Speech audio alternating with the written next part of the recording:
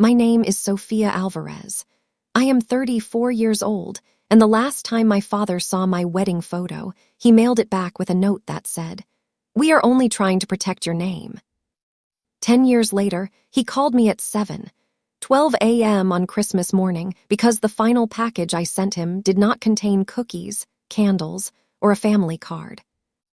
It contained the county file that proved my wife had been the one quietly saving Alvarez Panaderia, while my parents kept returning every gift I sent them unopened. If you have ever had family send your kindness back sealed and stamped, tell me in the comments what you would have done, because I still think about the first morning I realized they were not just rejecting me. They were also trying to erase me. I grew up in the bakery, not the fancy part, not the customer counter with the glass cases and polished trays. I grew up in the back where the flour dust got into your shoes and the ovens ran hot enough to make your shirt stick to your back by 9 in the morning. My parents owned Alvarez Panaderia on the west side of San Antonio. My father, Louis, ran the front register like a command post. My mother, Teresa, kept the books, the payroll, the church donations, and the family stories. My brother, Nico, learned how to count bills before he learned how to read. I learned how to weigh dough. By 12, I knew which customers wanted the sweet bread with extra sugar and which ones would complain if the conchas were too small. By 14, I was closing the back gate after school and checking the safe. By 17, I knew the bakery had a real value and a sentimental value, and those were never the same number. My grandmother Rosa used to say the bakery was the only thing in our family that told the truth every day. If the bread burned, it burned. If the bills were late, the ledger showed it. If somebody lied, the numbers stayed mean even after dinner. I liked that about the place. I also liked women. That part did not go over well. When I was 22, I met Maya Torres at the Bixar County Records Office. I was there after work pulling copies of an old deed because my mother had gotten herself into a fight with the landlord next door and wanted to know who really owned the wall between the bakery and the tailor shop. Maya was on the other side of the counter with a stack of title papers, a blue pen clipped to her folder, and the calmest face I had ever seen in a government building. She looked at the file, looked at me, and said, "You are about to get charged for a certified copy you do not need." I said, "Then stop me." She smiled once, like she knew exactly what kind of trouble I was already in. We started talking in the parking lot. Then we started talking at lunch. Then we started meeting after work at the little diner across from the courthouse because she liked the black coffee and I liked that she never tried to fix me. Maya worked title and tax correction cases for a private company that handled small business files. She could read a deed faster than most people could read a menu. She wore plain shirts, dark jeans, and the same watch every day. She had a habit of circling important dates on yellow pads and tapping the paper once when she was thinking. She did not rush. That mattered to me. My parents did not like her from the start. They did not say they hated her. My mother never used a loud word when a quiet one would do more damage. At dinner, Teresa said Maya was very serious. Louis said she seemed private. Nico said she had that look. I asked what look. He shrugged, like she knows exactly who she is. That was apparently a problem. When I told them Maya and I were seeing each other for real, not just as friends from the records office, my father set his fork down and said, "We are only trying to protect your name." I asked him what that meant. He looked straight at me. "It means this family has survived on respect for 40 years. We are not about to throw that away." My mother folded her napkin into a square, so tight it looked painful. "Sofia," she said, "we are not attacking you. We are protecting you from a mistake that will follow you." Maya was sitting in her car outside when I told her. She listened without interrupting. Then she said, "Do you want me to go away?" I laughed because the answer was so stupid. "No." "Do you want me to fight them?" "Not yet." "Okay," she said. "Then we wait." That was Maya. No speeches, No hero routine, just a person who stayed. We got married at the courthouse on a Tuesday in June 2015. 2 witnesses. 1 judge who looked bored until she saw us cry. I wore a cream dress I bought on sale. Maya wore a navy suit and a pair of shoes she had shined herself because she said paying someone else to polish leather felt fake. My parents did not come. They sent a text instead. We are only trying to protect your name. That was the first time they used the sentence on the phone, and it would not be the last. That Christmas, I mailed them a tin of pan dulce, a small framed photo from the courthouse, and a letter that said I still loved them and still wanted them to know Maya. I thought if I kept the tone calm enough, they might hear the part of me that had not changed. The package cost $23.80 to ship. It came back unopened on January 4th. Same box. Same red tape. Same stamp. Return to sender. My mother texted me at 8:14 a.m. We are only trying to protect your name. I stared at that line for a long time. Then I put the box on the shelf in our apartment and told myself one return did not mean a lifetime. It did. Every Christmas after that, I sent something. 2016, a recipe book with my grandmother's handwritten notes. Returned. 2017, a photo of the bakery crew standing in front of the shop after a Christmas rush. Returned. 2018, a hand-painted tin of cookies from the first place Maya and I rented together. Returned. 2019, a framed picture of my mother and me from when I was 10, back when she still smiled with her whole face. Returned. 2020, a little card signed by Maya that said, "We hope you are well." No argument, no sermon, just kindness. Returned. 2021, an apron I embroidered myself with the bakery logo and the words for Mama. Returned. 2022, a photo of the bakery after the new ovens came in. Returned. 2023, a batch of cookies from our own kitchen because Maya said maybe a small box would feel less like a challenge. Returned. 2024, a Christmas ornament with my grandmother's favorite saint on one side and the bakery on the other. Returned. Every January, the same message would land on my phone. We are only trying to protect your name. By year 3, the post office clerk at Alamo Postal Annex knew me. Her name was Ms. Bell. She wore cat-eye glasses and a silver ring on every finger except the thumb. One morning, she looked at me sealing another box and said, "Honey, they know where you live." I know. Then why keep doing this? I told her the truth. Because if I stop, they win twice. She did not answer that. She just stamped the package and slid it back. The bakery started slipping around the same time. My mother started pretending it was fine. In the winter of 2018, a storm ripped part of the roof off the back storage room. Water got into the flour bins. 2 cases of inventory had to be thrown out. Insurance covered part of it, not all. I found out because I was in the county file on another job and saw the repair permit attached to the property record. I almost called my mother then. Instead, I told Maya. She read the notice, read the payment history, and went very still. "They're behind on the property taxes," she said. I nodded. "By how much?" "Enough to hurt." "Do they know you looked?" "No." She tapped the page once. "Then don't call them yet." "Maya, that's their bakery." "Sofia," she said, "I know, that's why I'm looking at the numbers." What I did not know then was that she had already paid the first tax delinquency anonymously through a shell bookkeeping account she used for small clients. She told herself it was not about them. It was about the bakery, about the employees who got paid on Friday, about the ovens my grandmother had kept alive long enough for me to grow up in their heat.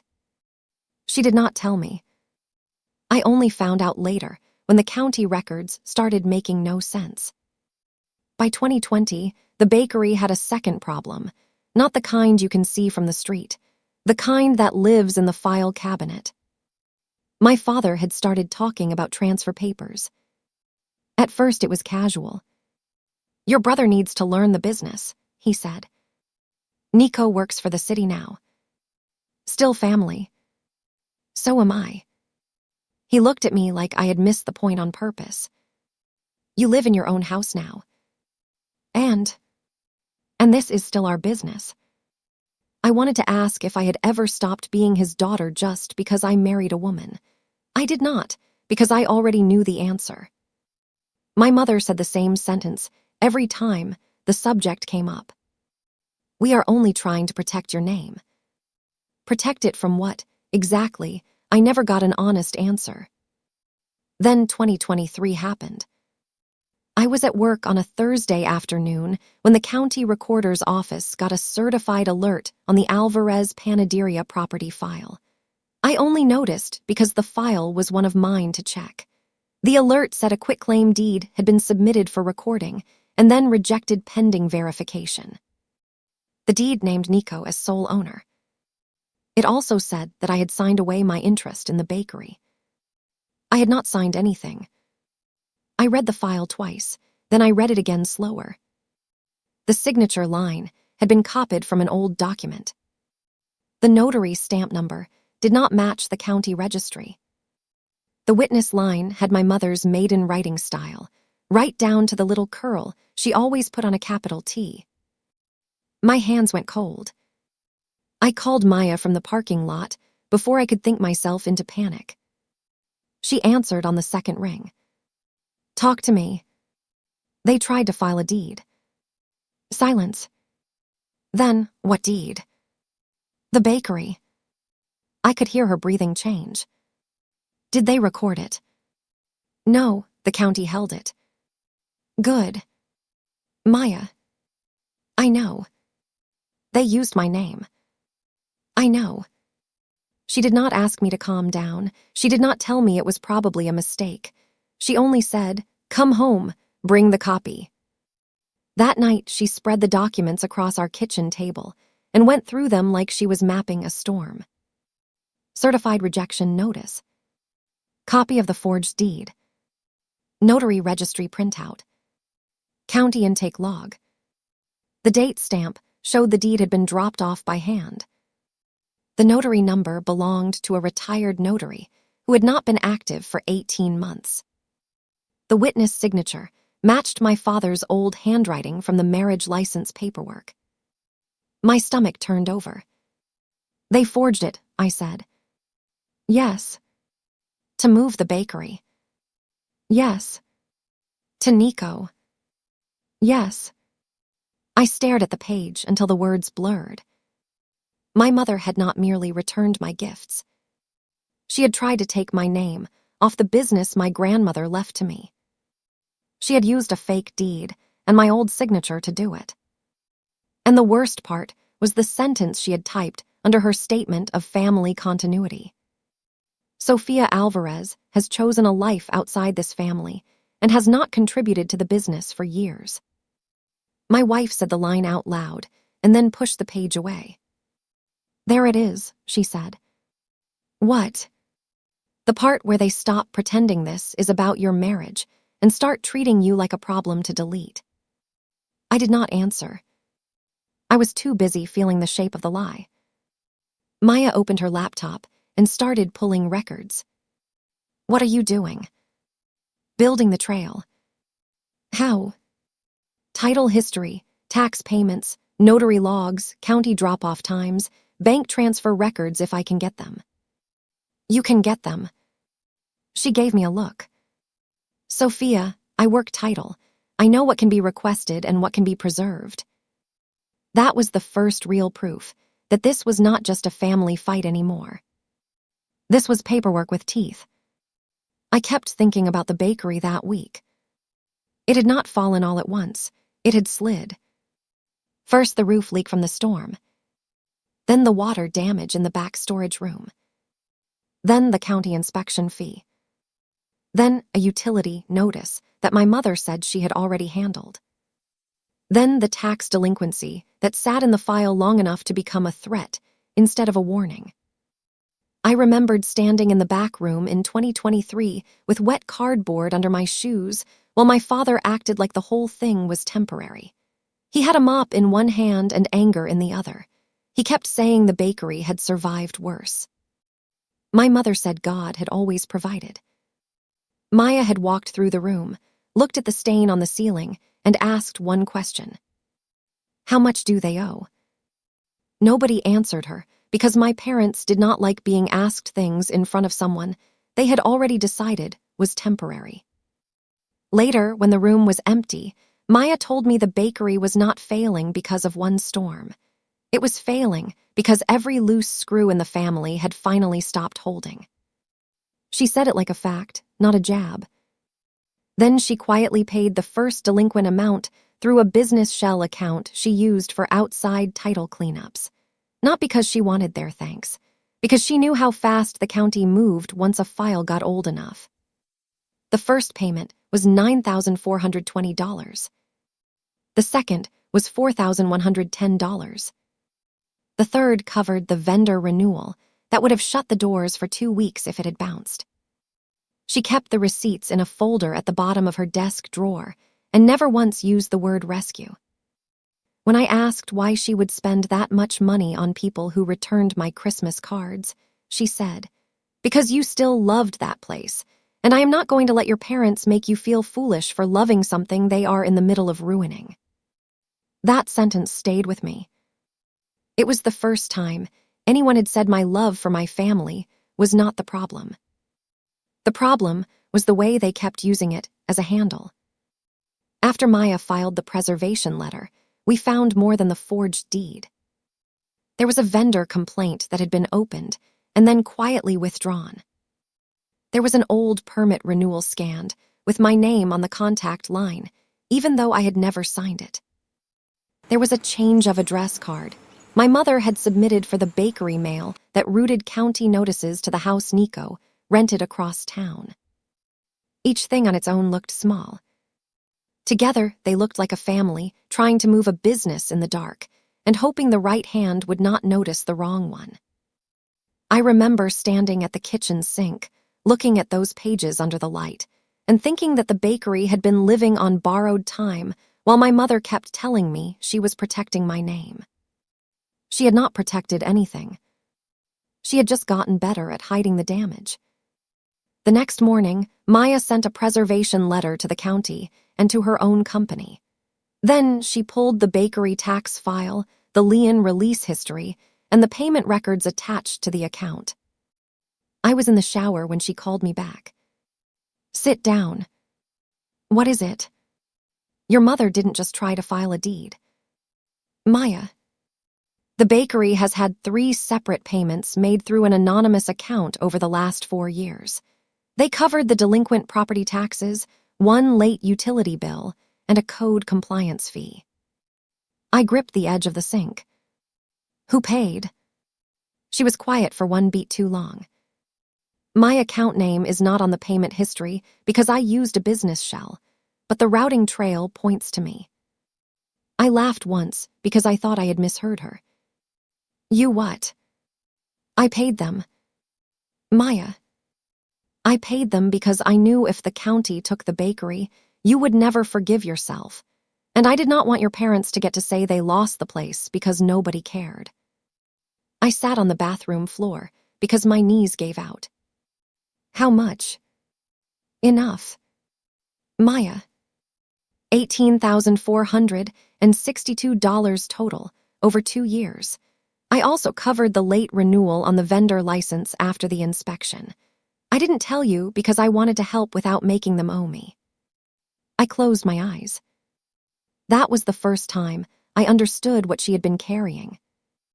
Not just the family rejection. The actual money. The actual risk. The actual weight of keeping my family business alive while my family mailed my kindness back unopened. She came into the bathroom and sat on the floor across from me. "I did not save the bakery to impress them," she said. "I saved it because you still looked at that place like home." I cried then, Not the neat kind. The kind that takes your breath and makes you ugly and leaves you with a headache for the rest of the day. By the time I could talk again, she had opened her notebook and started listing the next steps. Title search. Notary complaint. Certified copies. Attorney. County hearing. You really talk like this when you're scared? I asked. Only when I'm very scared. That is deeply unfair. She smiled once, but her eyes were serious. So is what they did. We sent everything to an attorney named Brenda Holtz, who specialized in title disputes and business fraud. Brenda had sharp shoulders, short nails, and the kind of expression that made you confess to things you had not done just to get the conversation over with. She read the file and said, "This is not a family disagreement. This is attempted property transfer by forged instrument." I had to hold onto the edge of her desk. Can they do that? Not legally, but people do illegal things all the time when they think family means no consequences. She looked at me over her glasses. Do you want me to send a demand letter now, or do you want the county hearing first? Maya answered before I did. Both. That was one of the reasons I loved her. She never mistook delay for mercy. The hearing was set for September 18, 2025. It would be held in the Bixar County Records Annex, Conference Room 3B, under the Title Review and Lien Satisfaction Desk. That sounded boring. It was not.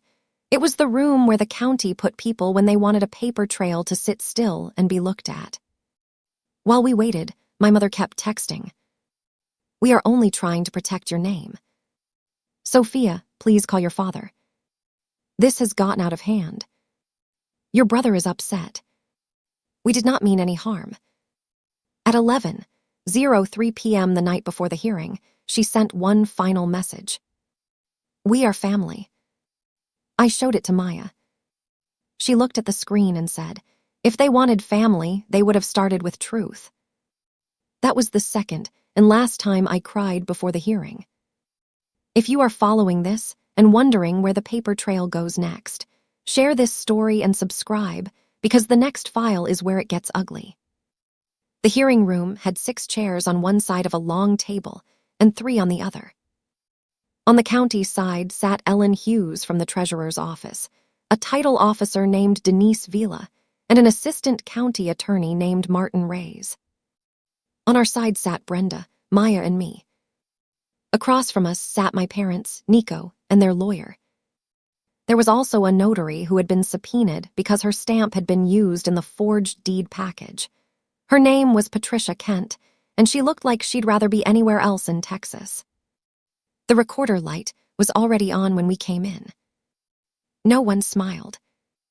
Ellen opened the folder. This review concerns the Alvarez Panaderia property lien, a rejected quitclaim deed, and the validity of several filings submitted over the last 18 months. We will proceed in order.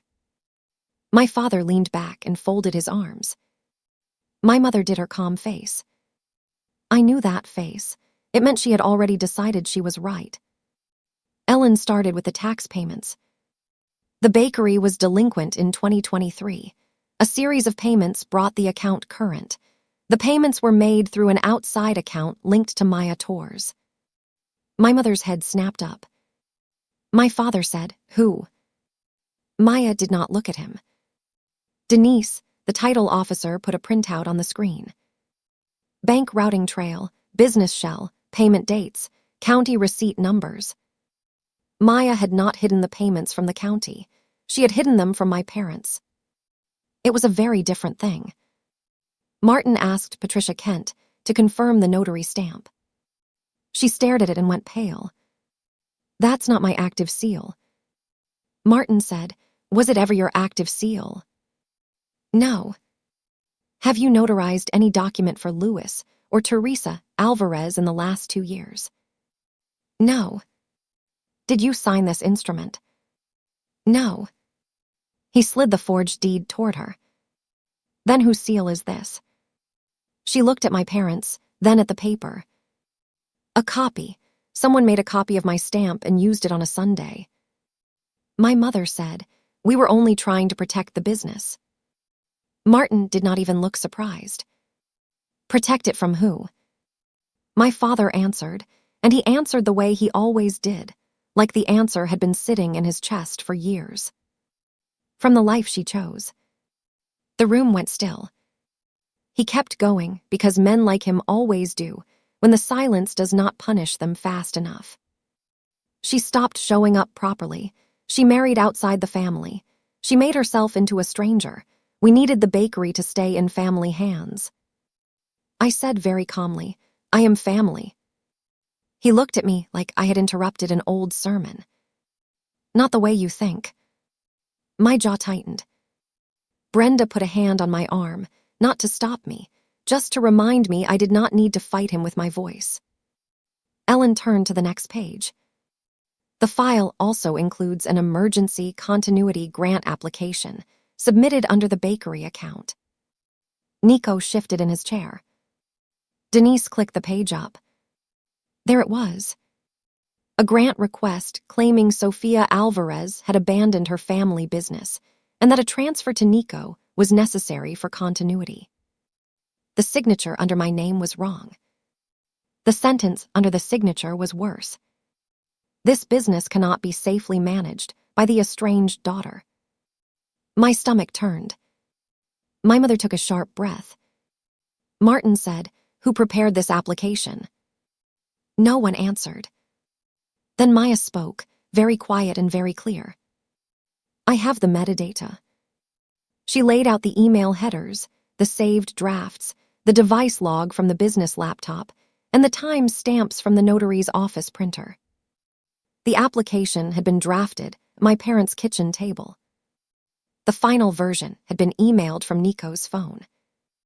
The document had been printed using the bakery's old office printer, the same one my father used to print weekly payroll checks. The notary stamp had been copied. The witness line had been filled by Teresa. Brenda added the preservation letter and the county intake log from the rejected deed. Martin looked at the notary and then at Patricia's journal. Can you confirm whether the stamp was used on that date? She swallowed. No, it was not. Ellen asked, was any valid notarization completed at that time? No. My father said, we were only trying to protect her. He said it again, louder this time, like volume could turn forgery into love. We were only trying to protect her from throwing her name away. Maya leaned forward. You forged her name, and then you filed a document saying she was not safe to be in the family business. My mother finally lost the calm face. You do not understand what we were facing. Ellen answered for her. A lien that was being paid, a deed that was not valid, a grant application that contains false statements, and a potential title fraud referral. That was when Nico spoke for the first time. I didn't know about the deed. My mother shot him a look so sharp it could have cut paper. Martin asked, did you sign the grant application? Nico hesitated. That hesitation told the room everything. I emailed the attachment, he said. Brenda asked, did you know the attachment contained false statements? He swallowed. I knew Sofia wasn't asked. So you knew it was false. He looked at his hands. I knew my father wanted the bakery under my name. My mother made a sound like she had been slapped. I almost felt sorry for him. Almost. The hearing went on for another hour.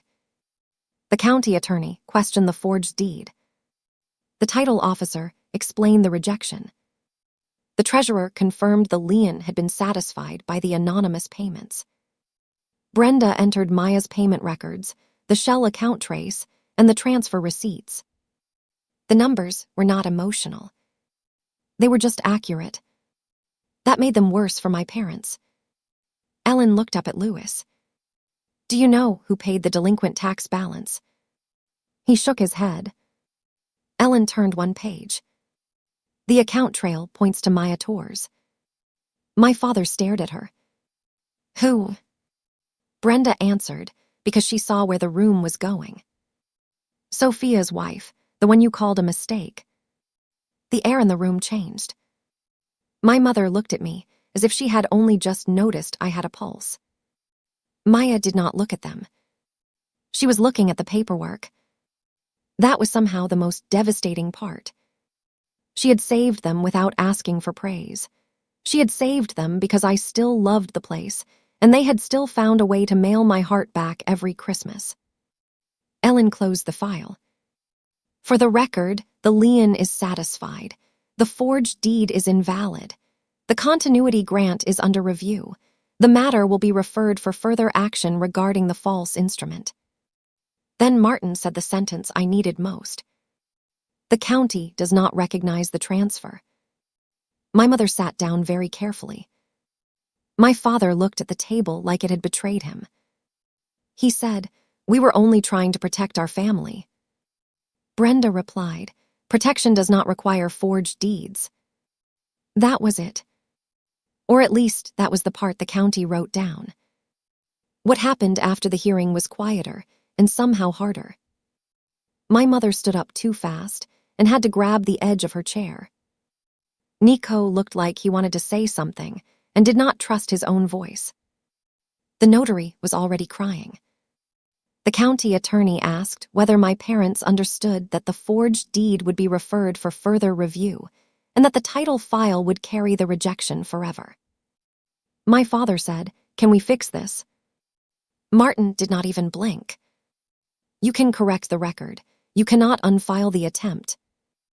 That hit him harder than any shouting would have. Because men like Lewis always think the worst part is getting caught. It is not. The worst part is watching the paper remain after the excuses are gone. When we walked out of the annex, the afternoon heat hit us like a wall. Maya kept one hand on my back until we got to the car. I did not want to speak to anyone. I did not want to drive. I did not want to think about the fact that my father had just heard a county officer tell him his own deed attempt was invalid. But my phone had already started buzzing. One text from the bakery manager. Two from the baker, who handled the morning's sweet bread. 3 missed calls from an unknown number that I later figured out was the county office confirming the release filing. Then another message from Ms. Bell at the postal annex. "Girl, I knew that box was not cookies." That made me laugh for the first time all day. Maya looked over and asked, "What?" I showed her the text. She smiled without taking her eyes off the road. "Everybody knows when somebody has been lying for too long," she said. 2 days after the hearing, the bakery staff started calling. Not my parents. The employees.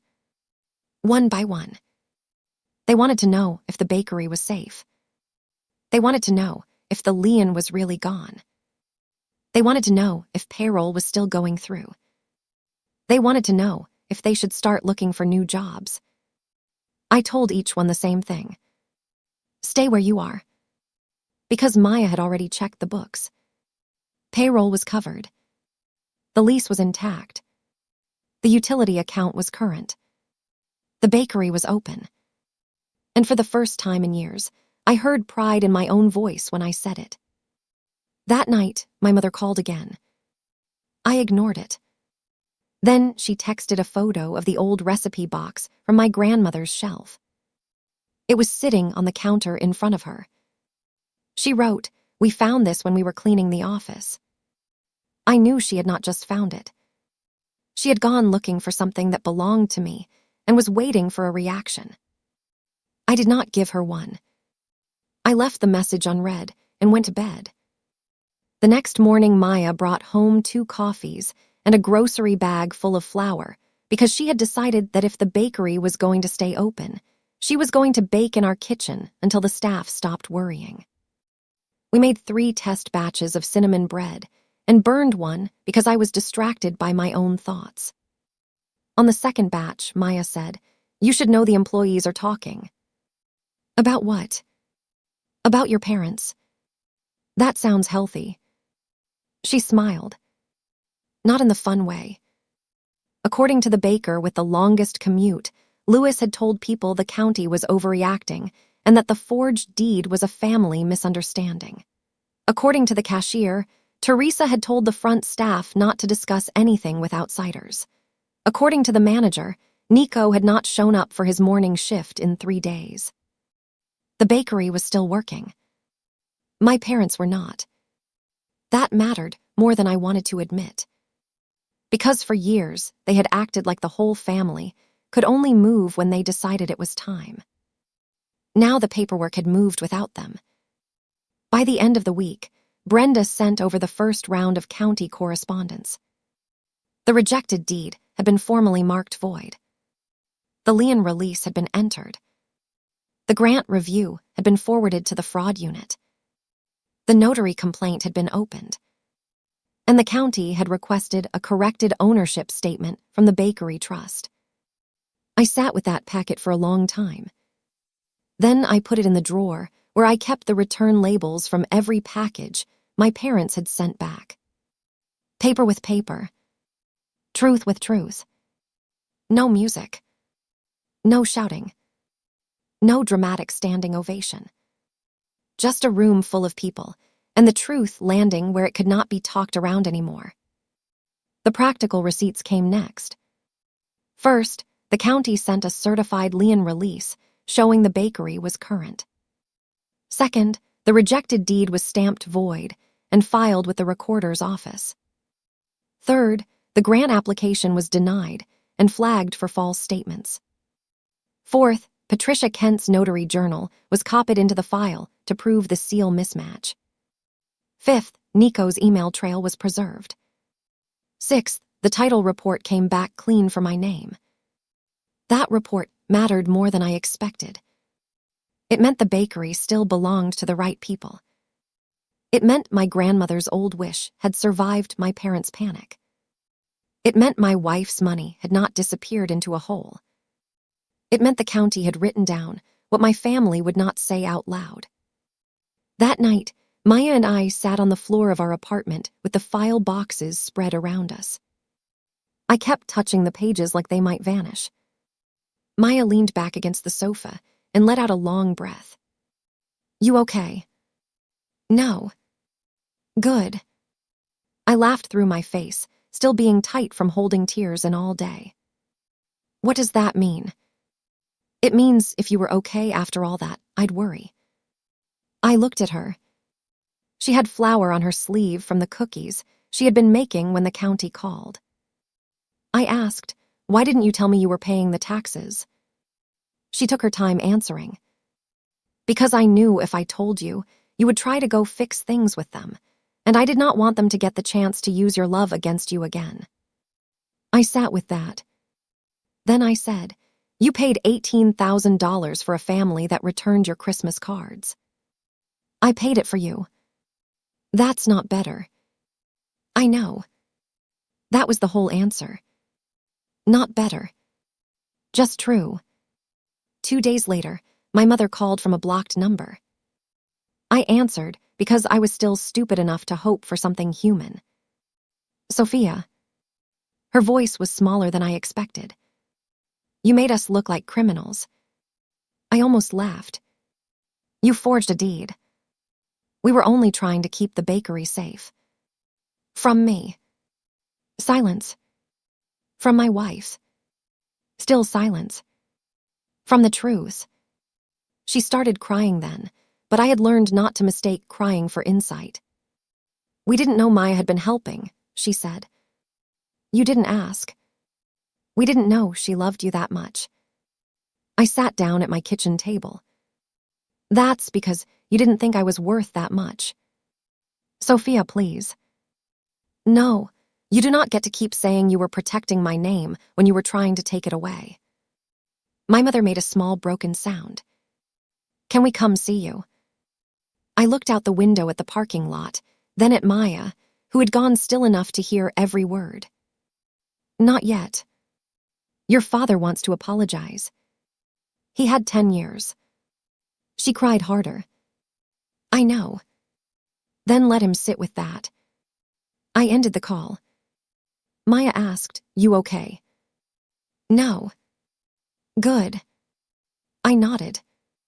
Yeah, good enough. That winter, the bakery stayed open. The liens stayed released. The employees got their checks. Nico kept his city job and stopped pretending he was the only son who mattered. My parents were forced to file a correction on the deed attempt and a withdrawal on the grant application.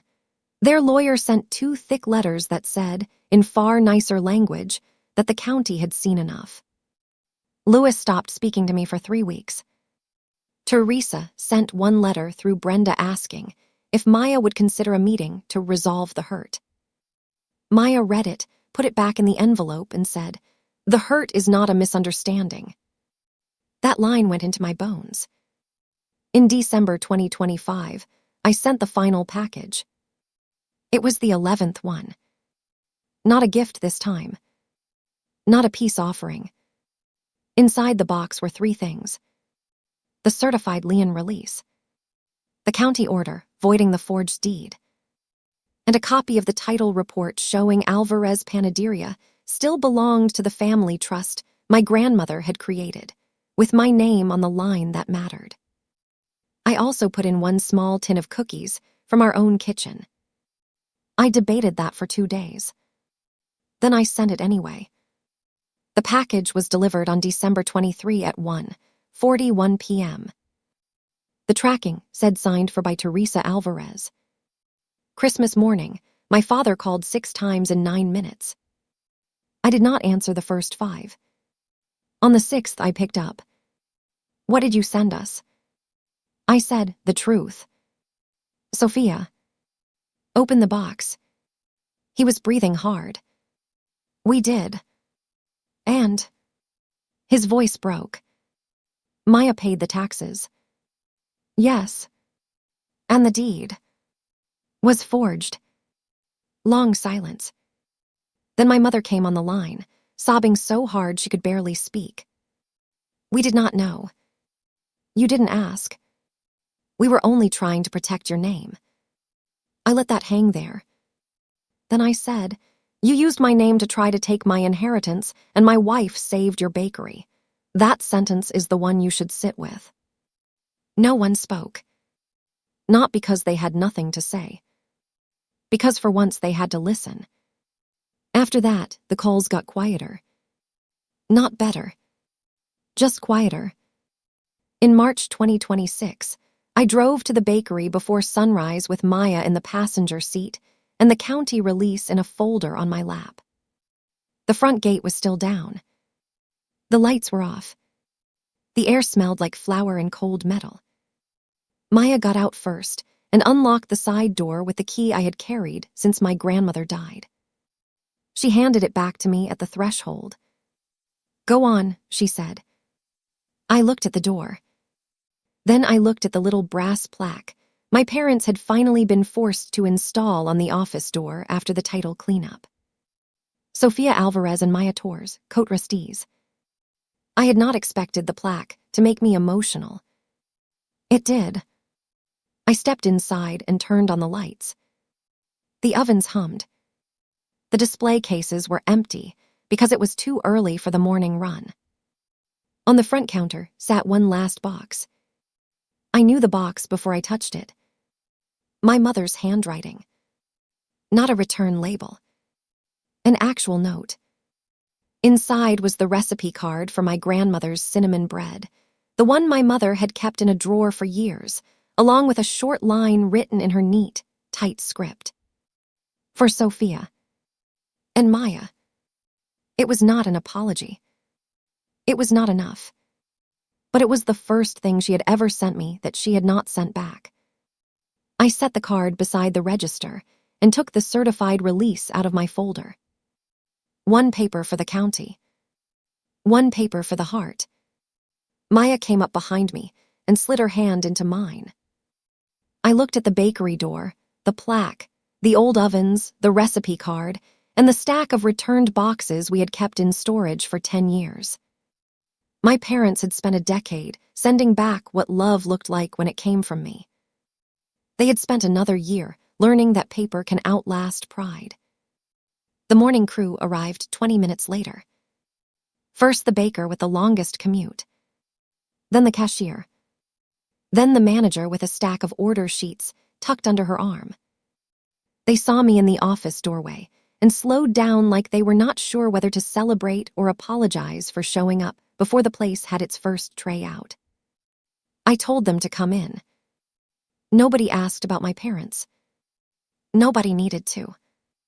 The only question they cared about was whether the bakery was staying open for good. I showed them the county release. I showed them the voided deed. I showed them the new trust page with my name on it. The baker let out a low whistle and said, "Well, that explains why Louis looked like he swallowed a nail last week." The cashier laughed. Maya put the cinnamon bread in the oven and started mixing a second batch like this was just another morning and not the end of a 10-year fight. By 7:15, the front bell had started ringing. The first customer to come in looked at the plaque, looked at me and said, "Morning, Sofia." Not Miss Alvarez. Not the owner's daughter. Sofia. I almost cried all over again. Instead, I handed her a loaf, took her money, and watched the register print the receipt with the right name on the right line. That was the part I had wanted for so long and did not even know it. Not the apology. Not the drama. Just the simple fact that the world could finally say my name without putting a warning label on it. Maya caught my eye from the oven and gave me a small nod. That was her way of saying we were done surviving the story other people had written for us. The manager checked the bread rack, the cashier started her drawer, and the baker called out the first batch number like it was any other morning in the world. It was not any other morning. It was the first one, where nothing in the file could erase what was standing in front of us. The ovens were hot. The flour dust was already in the air. Somebody in the kitchen had turned on the radio low enough that I could barely hear it over the mixer. For the first time in years, nobody was waiting for a phone call that could undo the day. The county had canceled the lien. The deed had been voided. The bakery was still ours. And the woman they called a stranger had been the one keeping the lights on the whole time. That was the justice. I set the county release in the drawer and left the recipe card where the cashier could see it if she wanted to. Maya wiped flour from my wrist and said, "See, the paper trail finally learned our names." Not a speech. Not a miracle. Just the right names on the right papers and my wife at my side, while the old door finally opened toward me instead of away.